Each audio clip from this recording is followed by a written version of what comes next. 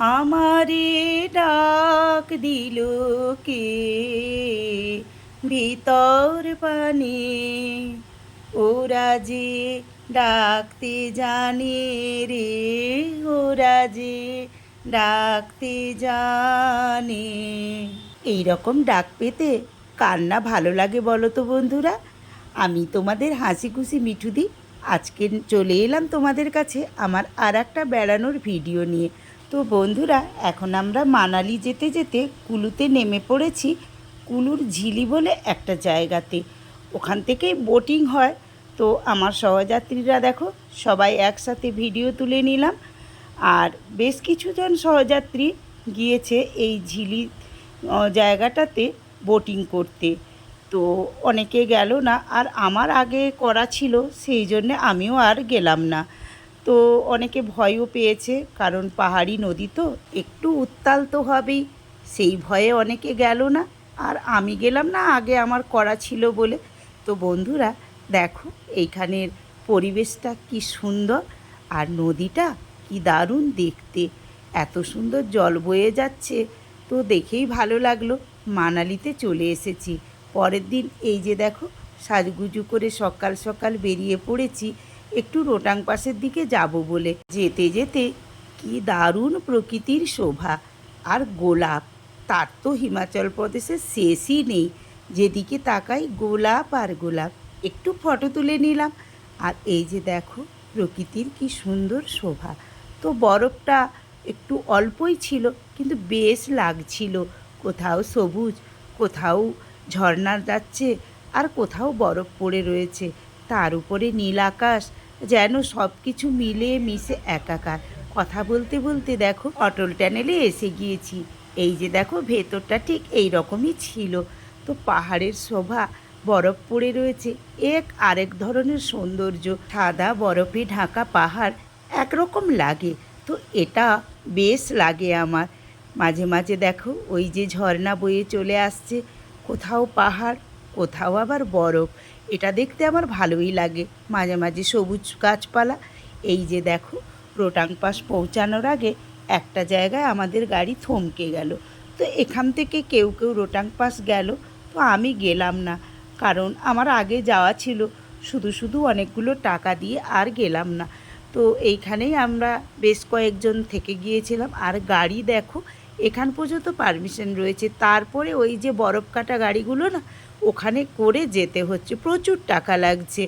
তো যাই হোক, তো আমার যাওয়া ছিল বলে গেলাম না। এখানে একটু বরফের মধ্যে গড়াগড়ি করে ফেললাম, সেটাই এসো তোমাদের সঙ্গে শেয়ার করে নিই। তো বন্ধুরা, আজকের ভিডিওটা তোমাদের কেমন লাগছে বলো তো। যদি ভালো লেগে থাকে লাইক করে শেয়ার করে দিও।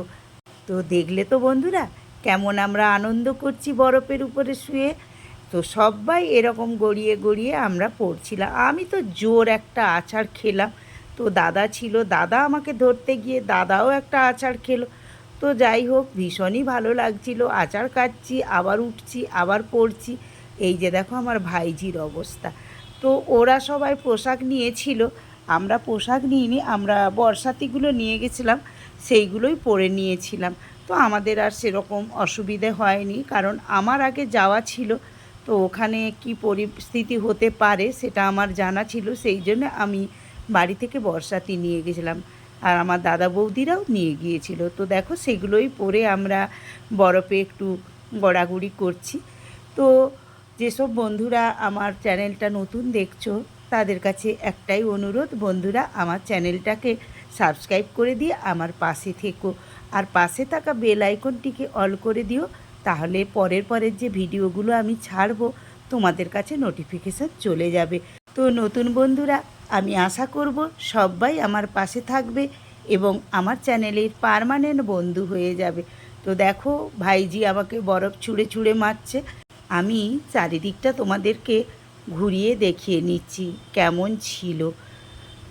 তো বন্ধুরা দেখো এখানের বরফটা অল্প বিস্তর রয়েছে, একটু নোংরা, ফিট সাদা নয়। তো আরেকটু উপরে উঠলে আরেকটু সাদা বরফ পাওয়া যাবে রোটাং পাশে মেন জিরো পয়েন্টে। তো আমরা গেলাম না একটাই কারণে, প্রচণ্ড পয়সা নিচ্ছে, কারণ পারমিশন দিচ্ছে না এই গাড়ি করতে। তো ওই বরফের গাড়ি ভাড়া করে যেতে হচ্ছে, দুজন 8-10 হাজার টাকা করে নিয়ে নিচ্ছে, সেই জন্যে আমরা আর গেলাম না। দেখো আমাদের সাথীদের কাণ্ড, একসাথে সবাই মিলে লাইন দিয়ে গড়াগড়ি খাচ্ছে। আর আমার দাদাকে দেখো বরফ নিয়ে সে কেমন খেলা করছে। তো এইসব জায়গায় গেলে হয়তো বা সবাই আমরা বাচ্চাই হয়ে যাই, মনে হয় কিটা করব আর কিটা করব না। তো বন্ধুরা দেখো আমরা আবার চলে যাচ্ছি মানালিতে। তো এই যে রাস্তার ধারে কেমন সুন্দর ঝর্ণা রয়েছে আর পাহাড়, তারও দূরে দেখো বরফ পড়ে রয়েছে পাহাড়ের মাথাতে। তো এই শোভাটাও দেখতে মন্দ লাগছে না। তো এই সৌন্দর্য উপভোগ করতে করতে আমরা এবারে হোটেলের দিকে রওনা দিয়েছি। তো দেখতে পাচ্ছ রাস্তার ধারে কেমন বরফ পড়ে রয়েছে, তো ভীষণই নোংরা হয়ে গেছে। তো দেখো এখানেও বেশ কিছু পর্যটক বরফ নিয়ে খেলা করছে যে যার মতো করে। তো আমরাও বেশ কিছুক্ষণ বরফের মধ্যে থাকলাম। তারপরে 3টে বেজে গেছে, আমাদের গাড়ি বলা ছিল যে 3টের সময় নেমে আসবেন, আপনাদেরকে আমরা নিয়ে যাব। সেই মতো আমরা গাড়ির কাছে চলে এসেছিলাম। তো এখন আমরা হোটেলের দিকে রওনা হয়ে গেছি, রাস্তায় কিছু খেয়ে নেব। তো বন্ধুরা আমার এই বেড়ানোর ভিডিওগুলো একটু বড় হয়ে যাচ্ছে, সেই জন্য আমি মাপ চেয়ে নিচ্ছি, কারণ মনে হচ্ছে তোমাদের সঙ্গে আমি সব কিছুই শেয়ার করে নিই, সেই কারণে একটু বড় হয়ে যাচ্ছে। তবুও আমি ভাগ ভাগ করে তোমাদের কাছে দেখানোর চেষ্টা করছি। তো বন্ধুরা আজকের ভিডিওটা আমি এখানেই শেষ করছি। পরের ভিডিওতে আবারও তোমাদের সঙ্গে আমার দেখা হবে, কথা হবে। বল গোলাপ মোরে বল, তুই ফুটবি সখী কবে। টাটা।